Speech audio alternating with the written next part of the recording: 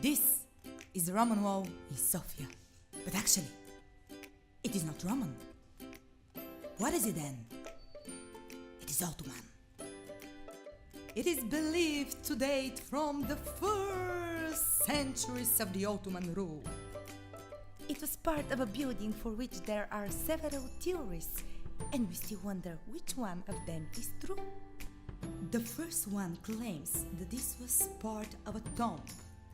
It is believed that a prominent Turk was once buried there. Another one claims that this wall was part of an open mosque. It is a perfect example of a place from where men were once starting their long march to Mecca, which for the women marked a period of waiting and longing for their men.